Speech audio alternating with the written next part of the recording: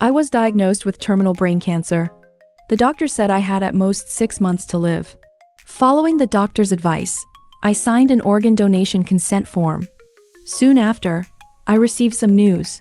My heart had been a match for a patient in need of a transplant. One day, during a routine check-up at the hospital, the patient's family somehow found out about me. When I arrived, they surrounded me, and the patient's mother even knelt down to thank me, her eyes filled with gratitude and tears. That's when I learned that the patient was a 23-year-old girl in need of my heart. I became their hero, the selfless, generous donor they'd always dreamed of, but as I listened to their thankful words and saw the hopeful gleam in their eyes, I couldn't help but feel extreme embarrassment and pain.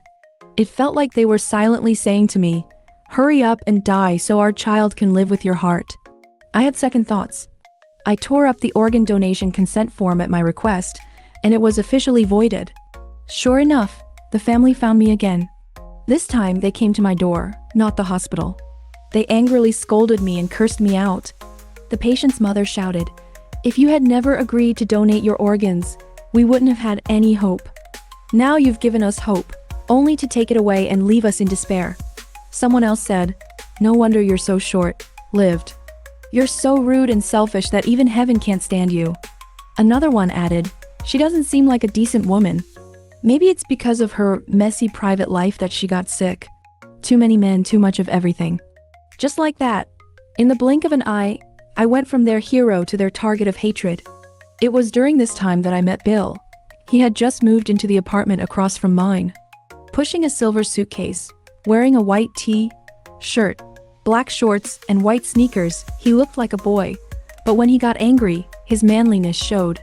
He stormed over to the group of people surrounding me, yelling, "What's going on here? A whole bunch of people bullying a woman? How dare you?" He rushed up and stood between me and the crowd, shielding me with his body. I stared at him through red eyes, frozen in place. At that moment, he was like a savior, pulling me out of the abyss of public scorn and ridicule. About a month later, I came home drunk one night and was helped inside by a male coworker who had always shown interest in me. At my doorstep, he couldn't hold back and started touching me. Just then, Bill opened the door and threw a punch, knocking the coworker's teeth out. He yelled, "How dare you touch my woman?" After that, we officially started dating. Bill was 7 years younger than me. If it were before, I would never have agreed to a relationship with such an age gap. But with my life on the line, who cared about that? I felt guilty about being with Bill. I thought I was being completely irresponsible by agreeing to date him. But I also wanted to experience love before I died, since it had been 6 years since my last relationship. My ex, the one who once promised to love me forever, had cheated and left me without a word. He disappeared quietly, leaving me brokenhearted. I wished everything was real. If only I had never discovered that Bill had come into my life with an ulterior motive. I could have lived a lie, happy with him until my last breath. Bill became very clingy after we started dating.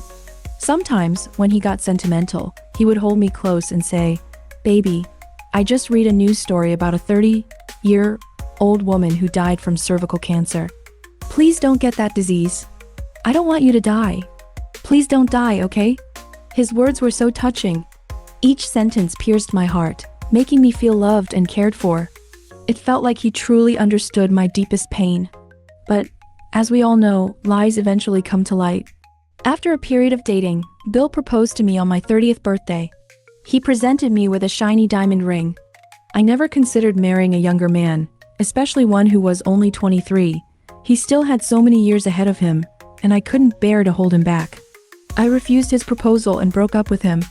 After the breakup, my mind grew even more clouded. I realized I loved Bill, but because I loved him, I couldn't drag him into my doomed life. A week later, I collapsed at home. When I woke up, Bill was holding my hand, his eyes swollen and red from crying.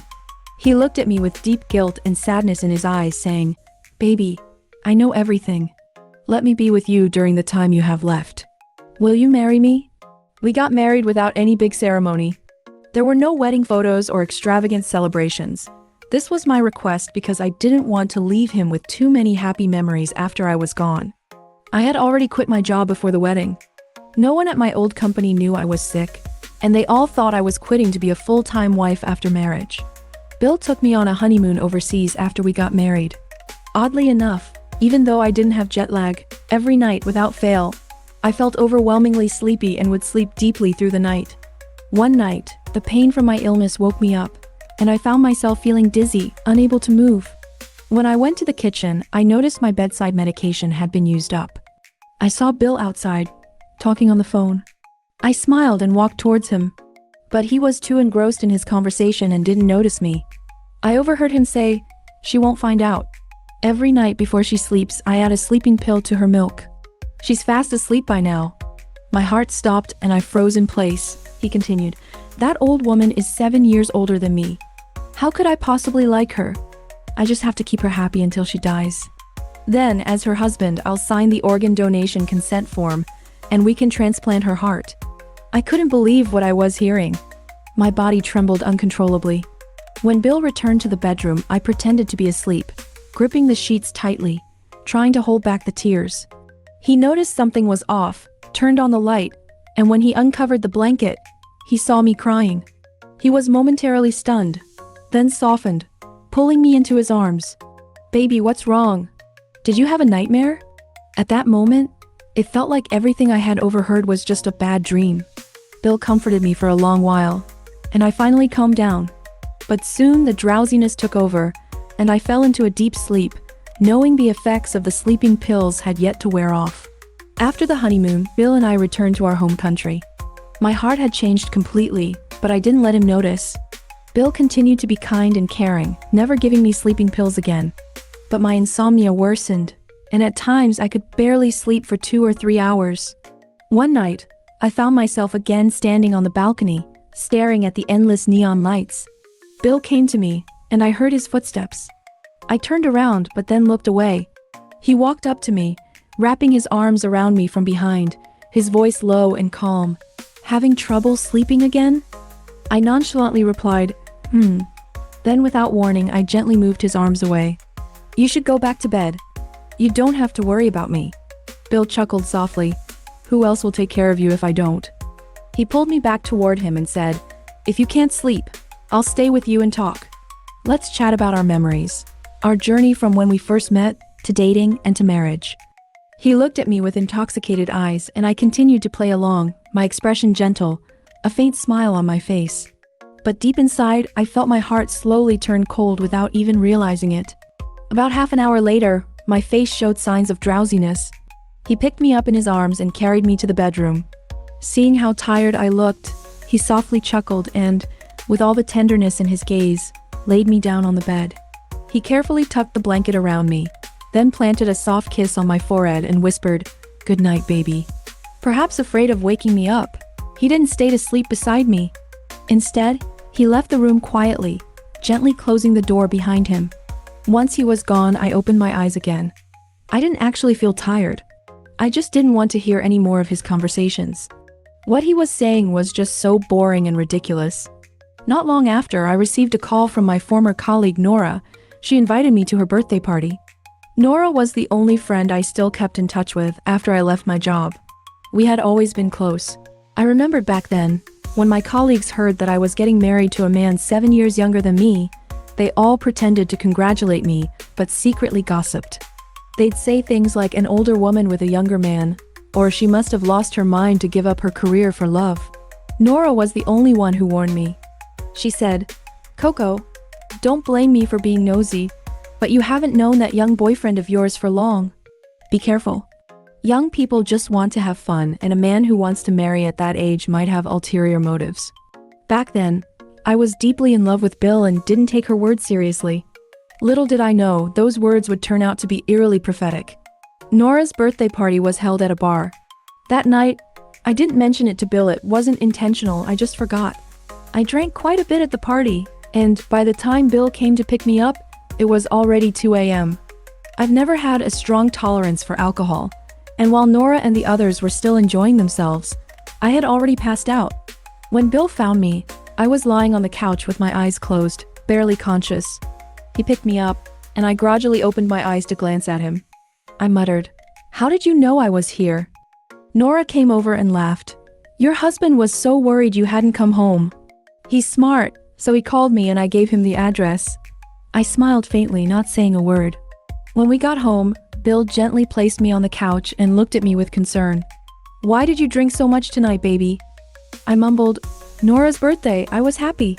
Bill paused for a moment before sounding a little annoyed. "You used to tell me everything." I kept my eyes closed and replied, "I just forgot today." He bit his lip but didn't say anything else. When Bill and I were dating, it wasn't always him accommodating me. In relationships, there's always some friction, and the thing I feared the most about Bill was his gaming. When he played games, he cursed like crazy. At first, I couldn't stand his lack of manners. But after playing with him, I found myself just as bad. Sometimes, when we failed to coordinate in the game, we'd start yelling at each other. But after returning home, I stopped playing. I just didn't find it interesting anymore. Bill, however, still played whenever he had the chance. One day, I returned home to hear the sound of the door opening. Bill turned to smile at me and said, "Baby, go wash up and change. I've made your favorite shrimp dumplings. They're cooking right now. I just have one more game to finish and then we'll eat together."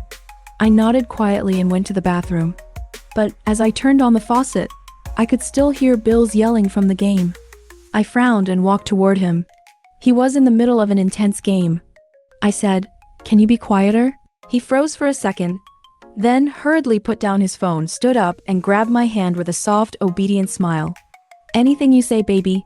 I remembered once before, when I asked him to be quiet while playing, he had snapped at me, saying, "Can't you just cover your ears?" At first, I thought it was just a reaction under pressure, and he quickly apologized. But after that, no matter how agitated Bill got during his gaming, I never reminded him again. I realized later that, when he snapped at me, it wasn't a thoughtless reaction. It was just that he didn't take me seriously.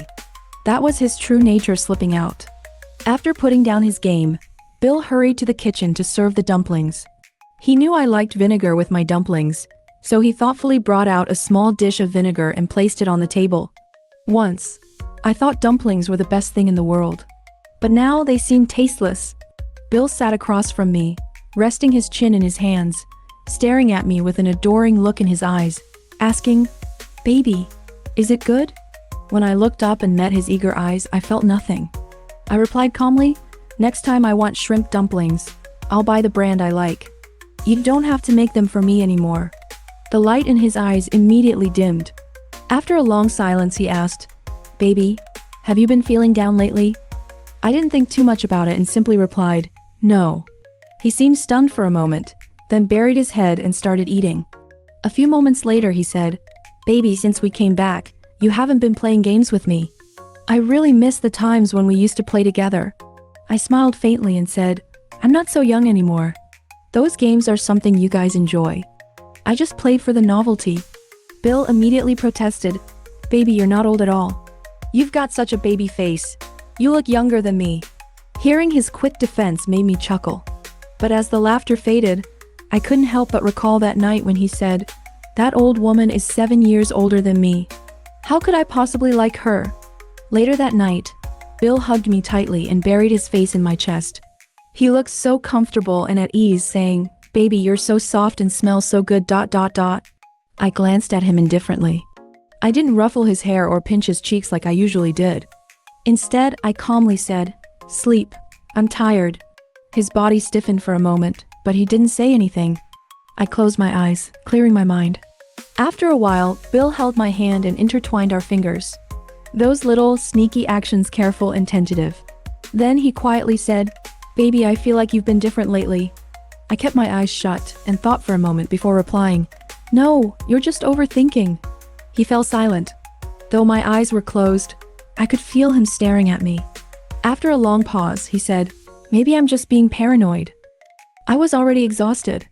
After coming back from abroad, I hadn't been able to sleep well. That night, I could clearly tell that he had slipped sleeping pills into my drink again. In a daze, I heard Bill say, "Baby, I'll go with you to the hospital for your check-up the day after tomorrow." I replied, "Okay."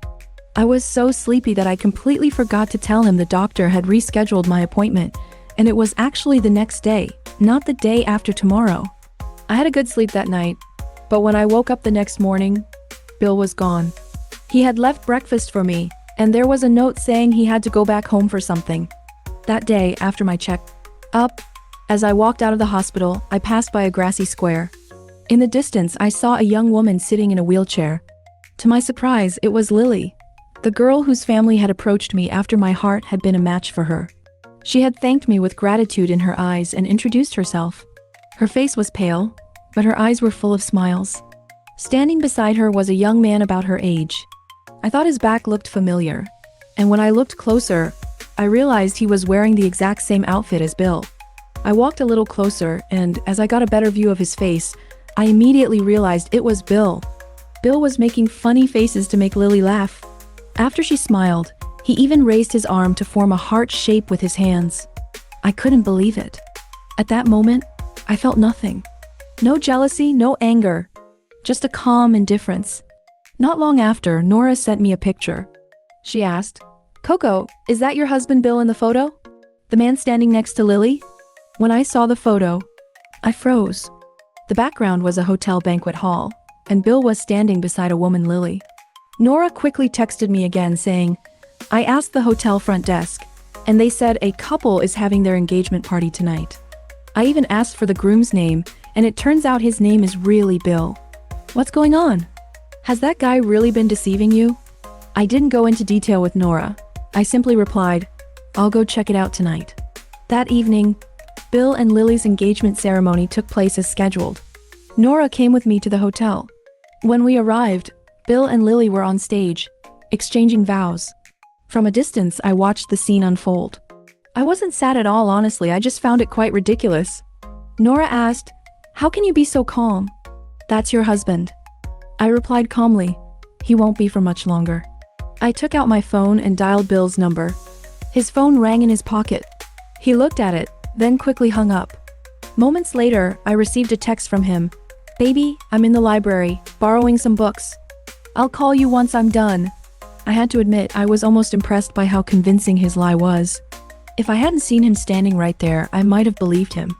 But there he was, lying without hesitation. After sending me the text, Bill casually responded to the host's remarks with a bright smile. I walked toward him step by step, completely calm. But Nora, on the other hand, was losing it. She rushed up to the stage and yelled, "Bill, you scumbag! How can you treat Coco like this?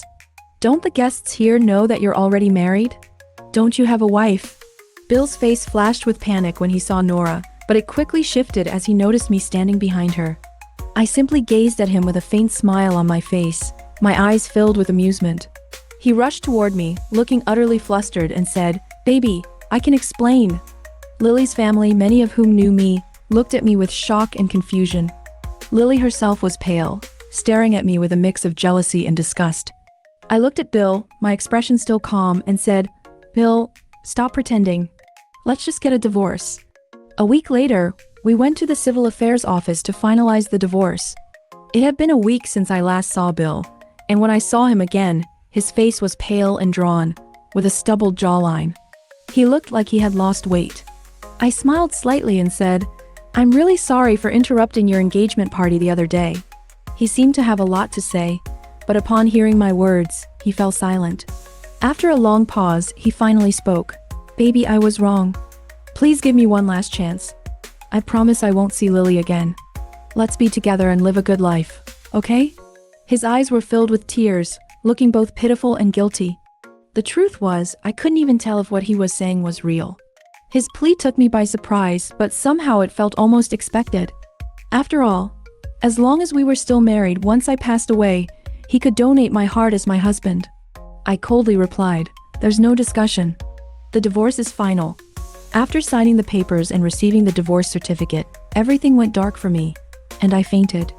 When I woke up, Bill was sitting beside me, his eyes red, filled with concern and guilt. "Baby, you're in more pain, aren't you? Why didn't you tell me about any of this?"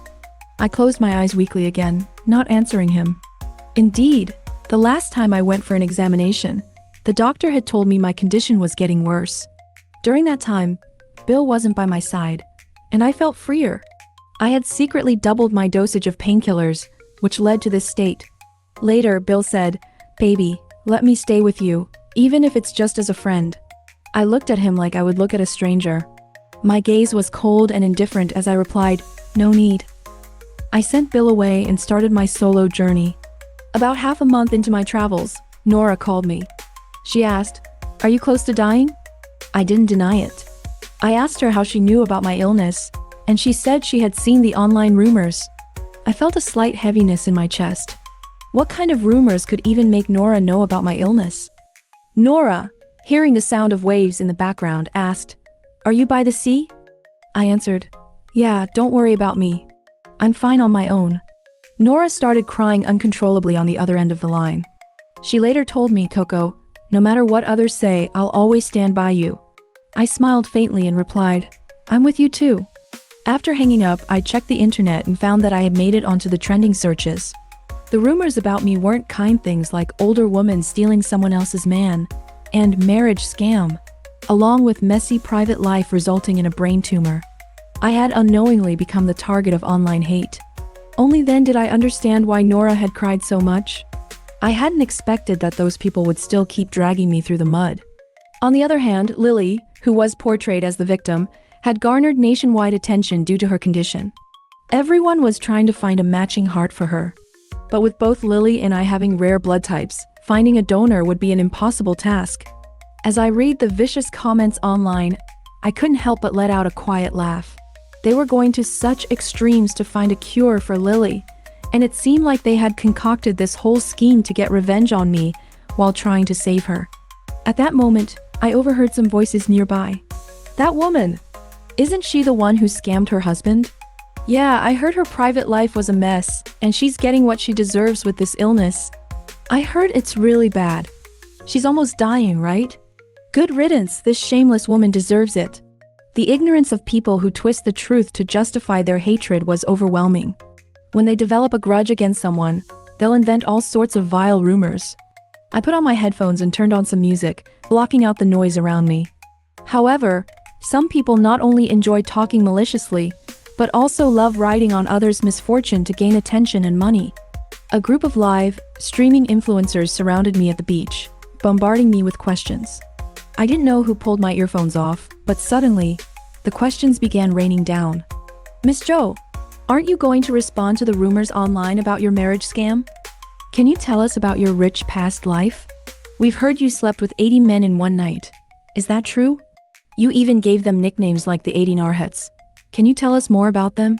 Sometimes malice starts from one point and then spreads, creating an endless stream of absurd yet confidently spoken accusations. My whereabouts were now publicly known, and I had become a target for everyone to hate a disgraceful, evil woman. What started as a solo journey to find peace in my last days was now completely ruined by the people trying to make me suffer until the very end. I had given up on struggling. That night I dragged my broken body to the beach. The waves kept crashing, and the cold wind felt like knives, cutting through my skin and leaving painful wounds. I took off my shoes and socks, stepping into the cold seawater. The coldness from my feet couldn't compare to the emptiness in my heart. Suddenly, Bill called me. I looked at my phone and answered. His voice was frantic. "Baby, please don't listen to the online rumors. I've been working on fixing everything. Don't do anything foolish. Wait for me, okay?" I stared at the dark sea ahead, taking slow steps into the water. His voice continued from the phone, but I didn't respond. His voice became more desperate, tinged with tears. "Baby, please talk to me. I know I was wrong. Please don't ignore me." I took another step forward, the water now reaching my chest. I calmly told him, "Don't call me anymore." After hearing Bill's desperate pleas, I calmly threw my phone into the sea.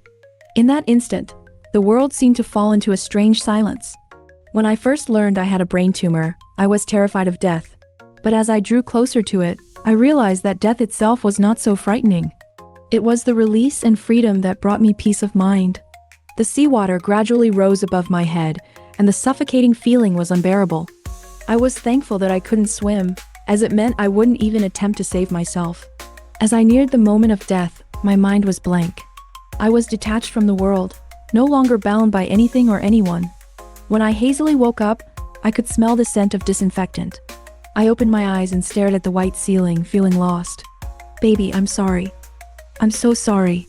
Bill's voice, full of regret and guilt, reached my ears. I turned my head toward him and saw his swollen red eyes and pale, exhausted face. When he saw me wake up, he immediately grasped my hand and kept apologizing. "Baby, it's all my fault. I didn't protect you, I was wrong." Seeing Bill like that, I felt a strange discomfort. Why even let me live? Shouldn't you have signed the organ donation agreement while I was unconscious and let me pass away in peace? Bill shook his head and cried. No, I won't. Please, don't leave me. I want to spend the rest of my life with you forever. Let's never be apart again." I withdrew my hand from his grasp and smiled faintly, my eyes hollow. "What forever?" "Bill, your acting is getting worse." Bill quickly pulled out his phone, opened a few web pages, and handed them to me. I cleared everything up. "They tried to slander you, but I posted our chat records online. The situation has flipped. Everyone knows you're the real victim." I looked at the online comments, which had successfully reversed the narrative. It was truly a turn of fate. Those who had slandered me were now being cursed by netizens. My suicide attempt had also been exposed and many people were apologizing to me. I asked Bill, "Don't you feel sorry for Lily?" He replied, "Baby, none of that matters. The one I love is you. Everyone else is irrelevant." Bill's words surprised me, but it was just that surprise. Nothing more. The online backlash against Lily's family was severe, but the real victim here was Bill. He had become hated by everyone, and in the end, I never took him back. I stopped traveling and returned home, but my health continued to deteriorate. Once I collapsed at home and woke up in a hospital bed. As expected, it was Bill who had rushed me to the hospital. Although we were divorced, I had never gotten around to asking for the key to my house back. When I woke up, I could feel how weak I had become. The pain in my body seemed to be slowly fading. I knew that in my condition, I could slip into eternal sleep at any moment. Bill was by my side, as was Nora. "I want to talk to Nora alone," I said. Bill, his eyes red, agreed. "Okay, I'll step out." I only needed to tell Nora 2 things about my affairs after I was gone, but she cried the whole time. I couldn't even be sure if she truly remembered everything I had said. Afterward, I often drifted in and out of sleep. One time, I woke up to find Bill holding my hand tightly. "Baby, why didn't you tell me? Why didn't you ever tell me?" I was startled, not understanding why he was suddenly so emotional. "What's wrong?" I asked. He sobbed. "You made a will before we got married. You already planned to donate all your organs. Why didn't you ever mention it to me?" At that moment, I remembered the foolish things I had done when I agreed to marry him. I had been so happy that I had willingly made a will, stating that I would donate all my organs when the time came. I gave him a cold glance and said calmly, "Looks like Lao-Yo-chun has already been here." After I had made the will, I was afraid that Bill might be unwilling to donate my organs after my death. So, I had hired a lawyer to handle the will for me. Lao-Yo-chun had come to speak with the hospital about the organ donation process, which was the first thing I had instructed Nora to do. I was glad she had followed through, even finding the lawyer for me. Although my marriage to Bill hadn't ended well, I had made peace with it. I had already set my will, and I hadn't changed my mind. Instead, I felt that, in my final days, I had done something meaningful. Perhaps fate couldn't bear to see the cruelty others had inflicted on me. Just one day later, the doctor discovered that my heart was showing signs of mild failure. For the first time, I truly felt that fate wasn't so unfair. Those people, despite all their efforts, would ultimately get nothing. When Bill learned this news, I thought he would be frantic with worry for Lily, but he wasn't. He cried and laughed, as if he had lost his mind. One moment he was laughing, saying it was karma, and the next he was sobbing, pleading with me not to leave him. I wasn't sure when I fell asleep again, but this time, it was for the final time. At my death, I still remembered one last thing I told Nora. After my death, she must never tell Bill where my ashes were buried. Let him never find me, so that I could truly rest in peace. #Coco, the woman who was bullied online has passed away. Suddenly trended. Countless people sent their condolences online, and at the same time, Lily's family and Bill were once again criticized by netizens. Lily's family had long known about my organ donation will, and they were eagerly waiting for me to pass away so they could immediately contact the hospital to have my heart harvested for Lily. But fate had already decided otherwise. Even if they used all their tricks to deceive, steal, and snatch, they would never get what wasn't theirs. Lily's condition had worsened, but she had a rare blood type, and finding a suitable heart donor was incredibly difficult. Just as her family thought they had found hope, the tragic news came. Coco's heart was no longer viable for donation due to mild heart failure caused by the brain tumor. When Lily's family and Lily herself learned this, they completely broke down. Though they were still desperately trying to find a heart for Lily, any donor who knew of their past deeds outright rejected them in the first round of matching. Lily's rare blood type made the chances of finding a matching heart nearly impossible. About 3 months later, Lily passed away from heart failure. Her final wish was to see Bill one last time, but Bill was nowhere to be found. At that time, Bill was frantically searching for Coco's burial site. Nora had told him that Coco's last wish was for her ashes to be scattered in the sea. She had asked Nora to keep her resting place secret, and Nora kept her promise. Bill begged Nora countless times, but she refused to tell him. In the end, he had to search for it on his own, going from cemetery to cemetery, looking for a gravestone with Coco's name. He spent an entire year searching for her, but he never found her. The internet barely paid attention to his search. 5 years later, Bill, drunk and broken, called Nora in the middle of the night. He cried, "Please tell me where she is." Nora, feeling a pang of sympathy, said, "She wanted me to scatter her ashes in the sea. She said that was where she belonged." That night, Bill cried until he was physically ill.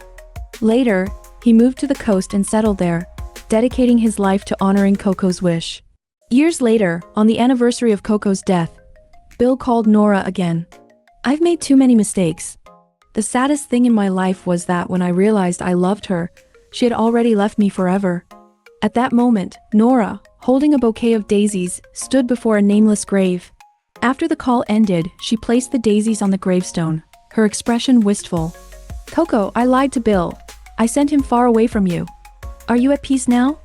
A gentle breeze brushed her cheek, and Nora smiled faintly, knowing that she had received Coco's answer.